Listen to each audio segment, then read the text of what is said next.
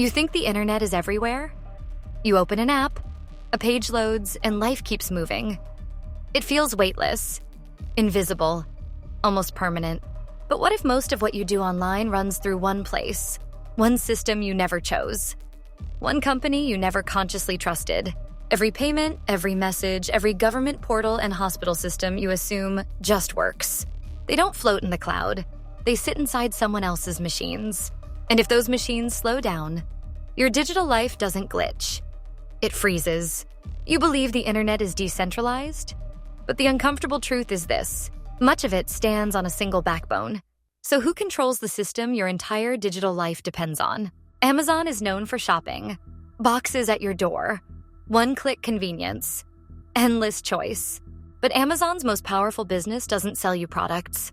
It sells something far more important: stability. Amazon Web Services was never meant to be visible. It was designed to sit behind everything else. Quiet, reliable, unquestioned. Banks moved there to avoid outages. Startups moved there to scale instantly. Governments moved there because failure wasn't an option. Over time, AWS stopped being cloud infrastructure. It became the default foundation of the modern internet. Today, entire economies run on it. Stock exchanges, emergency services, military logistics, systems that cannot go offline, even for minutes. You assume redundancy protects you? That there's always another path if something breaks. But when everyone chooses the same safe option, that option becomes a single point of failure. And the moment everything's centralized, control quietly followed. You believe big tech power comes from apps you can see. Search engines, social networks, marketplaces, things you can uninstall if you lose trust. But infrastructure doesn't work that way. Once it's embedded, it stops feeling optional. AWS didn't win by being flashy. It won by being dependable. By showing up before anyone else noticed the risk. Early companies chose AWS because it was faster than building servers. Then they stayed because leaving became dangerous. Data gravity pulled everything inward. The more systems AWS hosted, the harder it became to move. Entire architectures were designed around Amazon's tools. Pricing looked cheap at first, until dependence set in. You think competition keeps power balanced, but competition disappears when switching costs become existential. At that point, choice turns into exposure. You don't ask who controls the foundation. You just hope it keeps holding. AWS didn't lock customers in with contracts. It locked them in with reality, with the fear of downtime, migration failures, and collapse. This is the belief that breaks here. Infrastructure doesn't just support power. It becomes power. And once power concentrates this deeply, something else quietly changes. You fear chaos more than control. Outages, data loss, systems failing at the worst moment. AWS understands that fear perfectly. It sells relief, not freedom. When one platform promises near zero downtime, everyone rationally moves toward it. And when everyone moves together, independence erodes. The internet begins to look decentralized on the surface. Different apps, different brands, different experiences. But underneath, the same pipes carry everything. The same data centers, the same permissions, the same company deciding priorities in a crisis. You tell yourself this is efficient, that scale equals safety. But scale also means blast radius. When a core AWS service fails, entire regions go dark. Flights stop. Payments fail. Hospitals switch to paper. These aren't hypothetical risks. They've already happened, repeatedly. Yet the system keeps growing. Because rebuilding elsewhere feels even scarier. This is the mirror moment. You see your own psychology reflected in the system. You trade autonomy for reassurance. You accept concentration because uncertainty feels worse. AWS doesn't need to threaten you. Your fear of disruption does the work for them. And the more the world relies on that comfort, the harder it becomes to imagine alternatives. But there's a hidden rule that explains why this keeps accelerating. Here's the hidden rule most people miss. Infrastructure doesn't just scale technology, it scales dependency. Once AWS became the safest place to run systems, it quietly became the standard place. And standards don't compete, they dominate. Every new service AWS added made leaving harder. Databases, identity systems, machine learning tools. Each solved a real problem, and each tied customers closer. This wasn't accidental, it was structural. When a company controls infrastructure, it controls options. It decides which tools integrate smoothly, which costs are predictable, which risks feel unacceptable. You assume monopolies come from force, but modern monopolies grow from reassurance.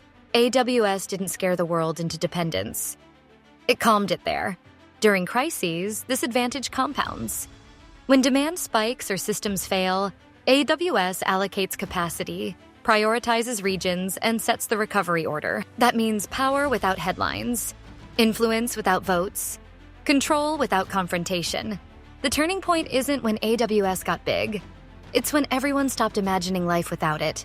At that moment, infrastructure stopped being a service. It became a choke point. And here's the belief flip. You think redundancy protects the internet. But when redundancy is centralized, resilience becomes fragile. AWS doesn't need to go down forever to matter. It only needs to be essential for minutes. That's enough to remind the world who holds the backbone. So what lesson does this hidden system teach people trying to build wealth? The lesson isn't to fear AWS. It's to understand why it became unavoidable. Infrastructure wins because it sits below attention, below debate, below emotion. Most people chase visible leverage, brands, audiences, products, but real power often lives where no one is looking. In foundations, in systems others depend on without thinking. AWS teaches a quiet wealth principle. If you control what others must use, you don't need to convince them of anything. You don't need loyalty. You don't need persuasion. You just need reliability. This applies far beyond technology. Land beneath franchises, licensing rails, payment networks, distribution channels. The common thread is patience. Infrastructure takes time to build, but once built, it compounds silently. The empathy loop closes here. You feel small because systems feel overwhelming, but clarity restores agency. You don't need to own the backbone of the internet. You need to recognize where backbones exist and avoid building your life on ones you don't control. The relief isn't rebellion, it's awareness. When you understand infrastructure power, you stop mistaking visibility for leverage, and you start asking better questions about risk, dependence, and position. That's how systems stop feeling invisible, and how power stops feeling mysterious. Because this backbone isn't just technical, it shapes the future next. Today, AWS is no longer just a company you can choose. It's a condition the internet operates under. New startups don't ask whether to use AWS. They ask how fast they can integrate it. Governments don't debate alternatives until after outages happen. AI accelerates this dependency even further. Training models, storing data, scaling inference.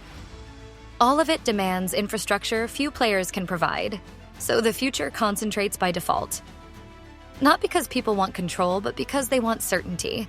This is where your position matters. As a user, your exposure increases silently. As a builder, your risk concentrates invisibly. The internet still feels open, but openness now sits on top of centralized foundations. That doesn't mean collapse is inevitable. It means leverage has shifted layers. The modern impact is this. Power now lives where attention doesn't go, and systems you never see shape outcomes you feel every day. So what do you do once you finally see the backbone? You don't need to fear AWS to learn from it. You need to stop confusing visibility with power. Every empire in this series hides a lesson. AWS teaches one of the most important ones. Control isn't loud, it's stable, it's boring, and that's why it lasts. When you understand where systems quietly centralize, you make better decisions about where to rely and where to protect yourself. That's what RINH Wealth is about. Not panic, clarity. If this episode changed how you see the internet, you're already thinking differently than most people. You're not here for headlines. You're here to understand the systems underneath them. Because the next invisible empire is already shaping your life too.